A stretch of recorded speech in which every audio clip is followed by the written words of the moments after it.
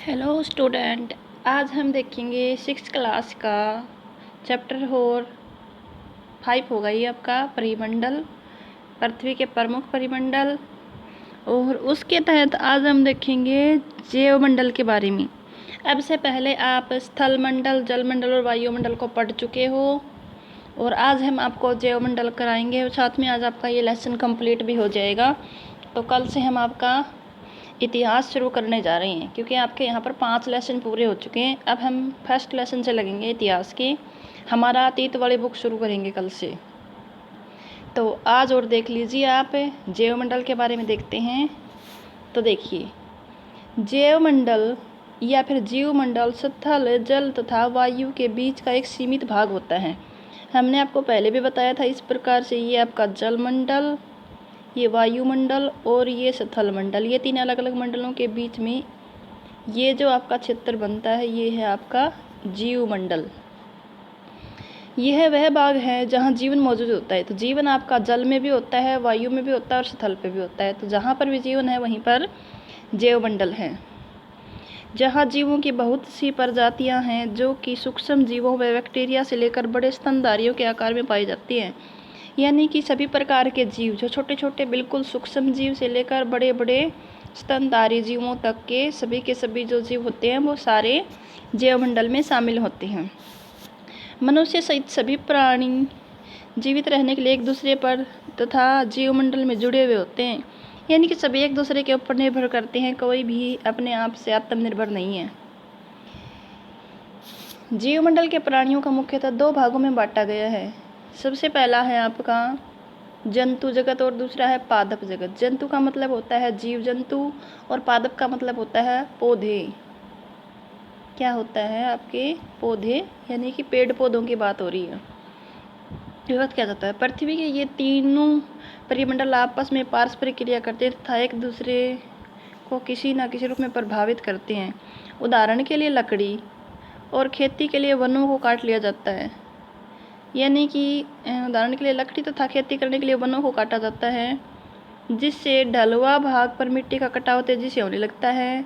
और इसी प्रकार से प्राकृतिक आपदा जैसे कि भूकंप और पृथ्वी की सतह में परिवर्तन हो जाता है। हाल ही में सुनामी के कारण, सुनामी के बारे में आपने सुना होगा, समुद्र के अंदर काफ़ी ऊंची ऊंची लहरें उठती हैं। तो सुनामी के कारण अंडमान और निकोबार द्वीप समूह का कुछ भाग पानी में डूब गया। झीलों तथा नदियों के दूषित पदार्थों को प्रवाहित करने से मानव के इस्तेमाल के लायक नहीं रहता जल, और यह जल दूसरे जीवों को भी नुकसान पहुंचाता है। तो ये आपने देखा किस प्रकार से जो जल होता है वो दूषित होने से किस प्रकार से नुकसान पहुंचाता है लोगों को। तो आगे देखिए, उद्योगों, तापीय विद्युत संयंत्रों तथा गाड़ियों का उत्सर्जित पदार्थ वायु को दूषित कर देता है। यानी कि उद्योगों से निकलने वाला धुआं तथा ताप विद्युत संयंत्रों से निकलने वाला धुआं जो होता है वो वायु को दूषित कर देता है। कार्बन डाइऑक्साइड वायु का एक महत्वपूर्ण घटक होता है। यानी कि वायु के अंदर कार्बन डाइऑक्साइड गैस जो एक महत्वपूर्ण होती है।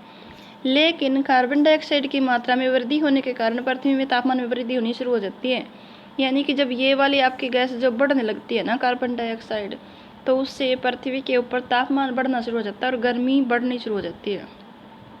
इसको भूमंडलीय तापन कहा जाता है। भूमंडलीय तापन का मतलब होता है पृथ्वी का गर्म हो जाना। इसीलिए भूमंडल, वायुमंडल तथा जलमंडल के बीच के प्राकृतिक संतुलन को बनाए रखने के लिए पृथ्वी के संसाधनों का सीमित उपयोग करना आवश्यक है, जिससे कि इन संसाधनों का ढंग से प्रयोग किया जा सके और प्रकृति के अंदर बैलेंस बना रहे। तो ये आपके प्रश्न शुरू हो जाते हैं। पृथ्वी के 4 प्रमुख परिमंडल हमने आपको करवा दिए थे, जलमंडल, वायुमंडल, स्थल मंडल और जीवमंडल। पृथ्वी के प्रमुख महाद्वीप आपको करवाए थे हमने, 7 महाद्वीप करवाए थे, 7 के नाम भी बता दिए थे। उसके बाद आता है 2 महाद्वीपों के नाम लिखिए जो पूरी तरीके से दक्षिणी गोलार्ध में स्थित हैं। तो एक तो है आपका दक्षिणी अमेरिका और दूसरा है आपका ऑस्ट्रेलिया। ये दोनों ही दक्षिण में हैं।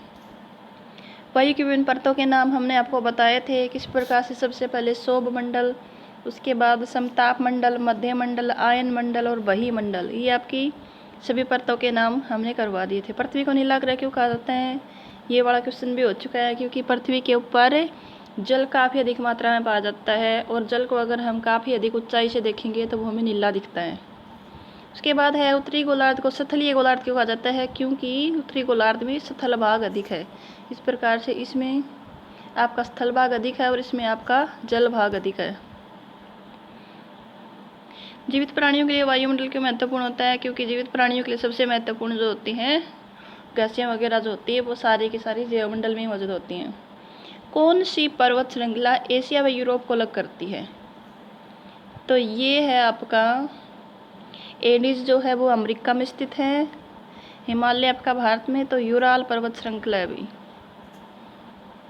उत्तरी अमेरिका और दक्षिणी अमेरिका को कैसे जुड़े हुए हैं, स्थल जल संधि से और नहर से, तो ये नहर से जुड़े हुए हैं भैया।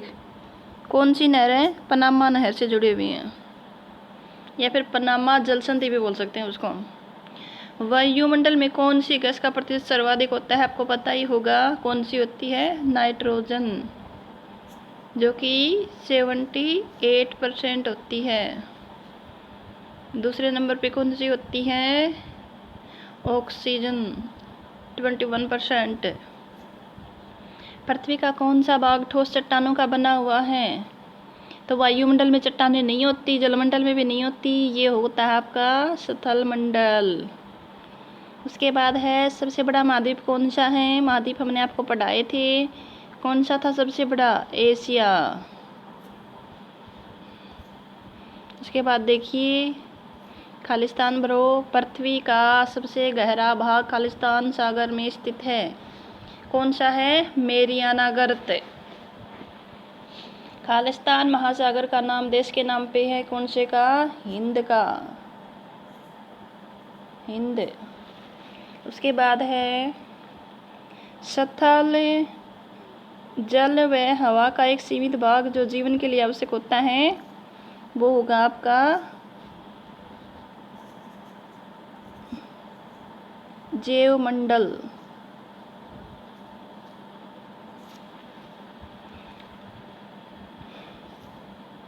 यूरोप तथा एशिया महाद्वीप को एक साथ खालिस्तान कहा जाता है, यूरेशिया कहा जाता है अभी। पृथ्वी का सबसे ऊंचा पर्वत शिखर माउंट एवरेस्ट। तो ये आपका लेसन कंप्लीट हो गया आज, और कल हमें इतिहास शुरू करेंगे। तो उम्मीद है आपको समझ में आया होगा। ये देखिए हमने आपको यहाँ तक के लेसन करवा दिए, 5 लेसन हो चुके हैं आपके, इससे ऊपर वाले सारे, और कल हम आपका इतिहास शुरू करेंगे। तो आज के लिए इतना ही।